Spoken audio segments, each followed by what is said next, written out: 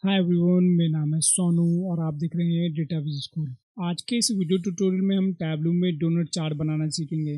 वैसे तो टैबलू में आपको डिफ़ॉल्ट में बहुत सारे चार्ट मिल जाते हैं जिसे आप यहाँ शोमी में जाकर देख सकते हैं, जिसमें आपको 24 टाइप के डिफरेंट चार्ट मिल जाते हैं। लेकिन अगर आप यहाँ पर गौर से देखें तो यहाँ पर आपको डोनट चार्ट नहीं मिलता है। लेकिन टैबलू में आपको ये फ्लेक्सिबिलिटी मिलती है कि आप कस्टमाइजेशन और कुछ कैलकुलेटेड फील्ड का यूज करके लगभग हर तरीके का चार्ट बना सकते हैं। तो चलिए अब टैबलू की इस फ्लेक्सिबिलिटी को यूज करके डोनट चार्ट बनाना सीखते हैं। यहाँ टैबलू में हमने हर बार की तरह सैंपल सुपर स्टोर के डेटा को कनेक्ट कर लिया है और इस डेटा का लिंक आपको नीचे डिस्क्रिप्शन एरिया में डाउनलोड के लिए मिल जाएगा, जिसे आप डाउनलोड करके साथ के साथ प्रैक्टिस कर सकते हैं। और हाँ, मैं आपको एक चीज और बताना चाहता हूँ, मैं आपको कुछ समझाने के लिए कोई सा भी डेटा यूज कर रहा हूँ, इससे कोई फर्क नहीं पड़ता है। आपको सिर्फ वो चीज समझ में आनी चाहिए जो मैं आपको समझाना चाहता हूँ। अगर ये आपके समझ में आ गया तो आप ये सारी चीजें अपने डेटा के साथ भी कर सकते हैं। टैबलू में डोनट चार्ट बनाने के लिए सबसे पहले हमें पाई चार्ट बनाना होता है। तो उसके लिए आपको यहाँ मार्क्स कार्ड में आना है और यहाँ पर ऑटोमेटिक के बजाय पाई को सिलेक्ट कर लेना है।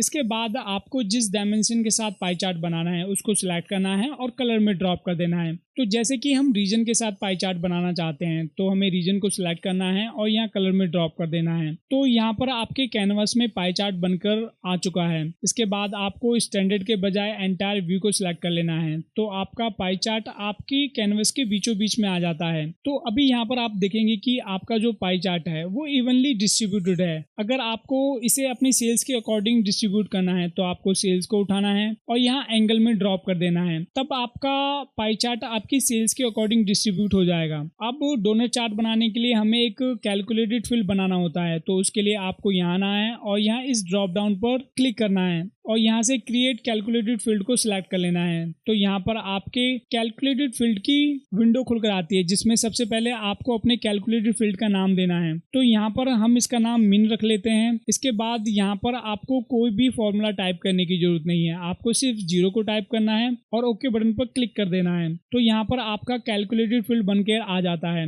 इसके बाद आपको इसको सिलेक्ट करना है और यहाँ पर आप इसे कॉलम या रोज में कहीं भी ड्रॉप कर सकते हैं, इससे कोई फर्क नहीं पड़ेगा। तो हम इसे कॉलम में ड्रॉप कर लेते हैं। तो यहाँ पर आप देखेंगे कि आपने जो कैलकुलेटेड फील्ड बनाया था जिसमें आपने 0 वैल्यू को रखा था, तो यहाँ पर 0 का सम होकर आ रहा है और 0 का सम क्या होता है, 0। इससे आपकी विजुअलाइजेशन में कोई फर्क नहीं पड़ता है। ये बेसिकली आपकी विजुअलाइजेशन में एक्सेस बनाने के काम में आते हैं। इसके अलावा आप इसे दूसरे तरीके से भी कर सकते हैं। तो अभी के लिए हम इसे कॉलम से रिमूव कर देते हैं। तो इसको पकड़कर यहाँ बाहर कहीं ड्रॉप कर देंगे तो ये हमारी विजुअलाइजेशन से हट जाएगा। इसके बाद आपको कॉलम में आना है और यहाँ पर डबल क्लिक करना है। तो यहाँ पर ये एडिट मोड में चला जाता है। इसके बाद आपको 0 को टाइप करना है और एंटर प्रेस कर देना है। तब आप देखेंगे कि आपको बिल्कुल वही रिजल्ट मिल रहा है जो आपका कैलकुलेटेड फील्ड से मिल रहा था। अब इस फील्ड को डुप्लीकेट करना होगा। उसके लिए आप अपने कीबोर्ड में कंट्रोल को प्रेस करके रखें और इसे अपने माउस से सिलेक्ट करके इसके आगे ड्रॉप कर दें, तो ये डुप्लीकेट हो जाता है।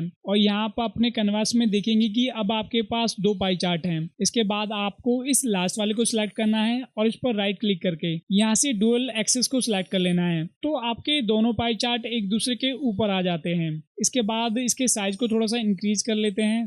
तो यहाँ पर हम ये साइज सेलेक्ट कर लेते हैं। इसके बाद इस लास्ट वाले सम ऑफ 0 को सिलेक्ट करते हैं और यहाँ कलर से रीजन को रिमूव कर देते हैं। इसके बाद इसका साइज थोड़ा सा कम कर लेते हैं। तो यहाँ पर आप देखेंगे कि अब आपका डोनट चार्ट बनकर आ चुका है, जिसे हमें थोड़ा सा फॉर्मेट करने की जरूरत है। तो सबसे पहले हम इन हेडर्स को हटा लेते हैं। तो उसके लिए आपको इसको सिलेक्ट करना है और माउस से राइट क्लिक करके शो हेडर को अनचेक कर देना है। इसी तरीके से लास्ट वाले को भी शो हेडर को अनचेक कर देना है। यहाँ से इस डोनट चार्ट के साइज को थोड़ा सा इंक्रीज इंक्रीज कर लेते हैं तो इस पहले वाले सम ऑफ जीरो में जाते हैं और यहाँ से इसके साइज को थोड़ा सा बढ़ा लेते हैं और लास्ट वाले साइज को भी थोड़ा सा इंक्रीज कर लेते हैं, थोड़ा सा और कम करते हैं। तो अब ये थोड़ा सा अच्छा लग रहा है। इसके बाद अगर आपको रीजन्स के लेबल देखने हैं तो आपको अपने इस पहले वाले सम ऑफ जीरो को सिलेक्ट करना है और रीजन को उठाकर लेबल में ड्रॉप कर देना है। इसके बाद अगर आपको सेल्स के लेबल देखने हैं तो आपको सेल्स को उठाना है और यहाँ लेबल में ड्रॉप कर देना है। अब अगर आपको टोटल सेल्स को भी देखना है यहाँ पर तो आपको इस लास्ट वाले सम ऑफ जीरो को सिलेक्ट करना है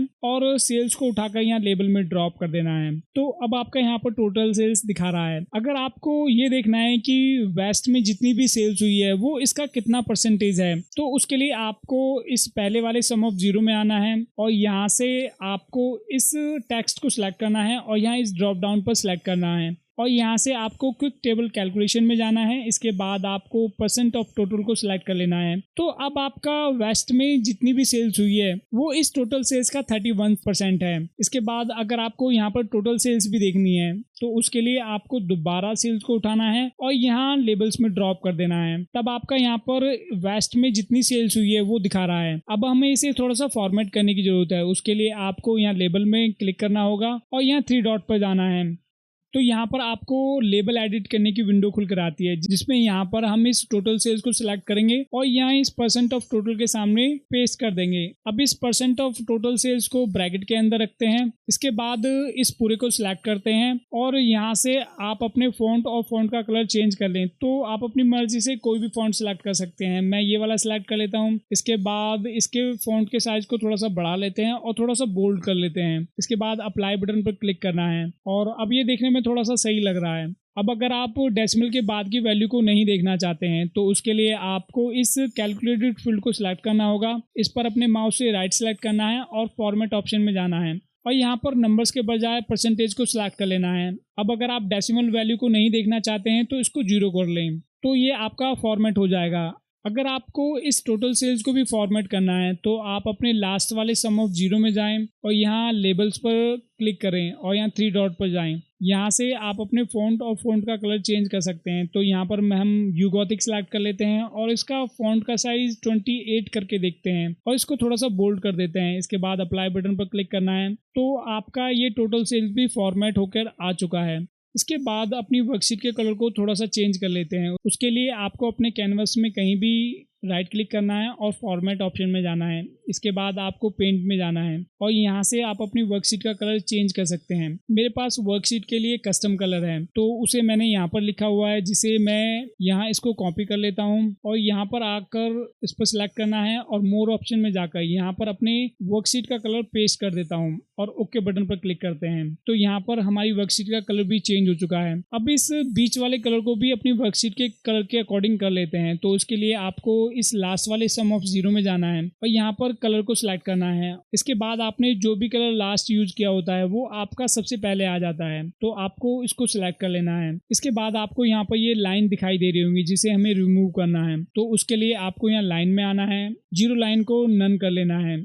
इसी तरीके से कॉलम में आना है और जीरो लाइन यहाँ पर नन है, इसके बाद यहाँ पर भी नन है तो ये आपकी लाइन हट जाती है। इसके बाद अगर आपको इन रीजन के कलर को भी चेंज करना है तो उसके लिए आपको यहाँ इस कलर लेजेंड पर डबल क्लिक करना होता है। तो यहाँ पर आपके पास कलर की एक छोटी सी विंडो खुलकर आती है जिसमें आप अपनी मर्जी की कलर पैलेट को सिलेक्ट कर सकते हैं और अपने अकॉर्डिंग अपने रीजन को कलर असाइन कर सकते हैं। इसके अलावा अगर आपके पास अपने कलर के हैश कोड हैं, जैसे कि यहाँ इस नोटबुक में मैंने किस रीजन को कौन सा कलर देना है वो सिलेक्ट किया हुआ है तो यहाँ पर भी मैं अपनी मर्जी से इनको कलर असाइन कर सकता हूँ। जैसे कि अगर मैं इस सेंटर पर डबल क्लिक करूँ तो यहाँ पर ये कलर की विंडो खुल कर आती है जिसमें मुझे सेंट्रल को ये वाला कलर देना है तो मैं इसको कॉपी कर लेता हूँ। इसके बाद मैं यहाँ पर इसको पेस्ट कर लेता हूँ। इसके बाद ओके बटन पर क्लिक करना है तो यहाँ पर मेरे सेंट्रल को जो मैंने कलर दिया था वो असाइन हो चुका है। इसी तरीके से ईस्ट वाले कलर को भी अपनी मर्जी से सिलेक्ट कर लेते हैं। तो यहाँ पर ईस्ट को मैंने ये वाला कलर कोड दिया हुआ है तो मैं इसको कॉपी करूंगा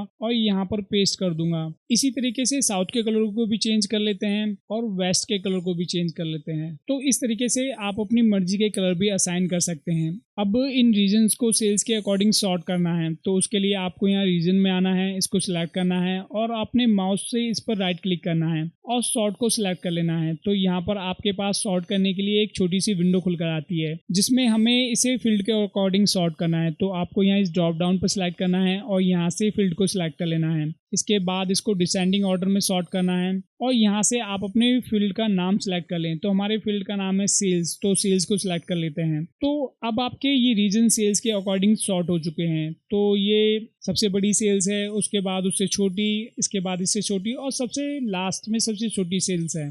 तो इस तरीके से आप टैबलू में कस्टमाइजेशन और कैलकुलेटेड फील्ड का यूज करके डोनट चार्ट बना सकते हैं।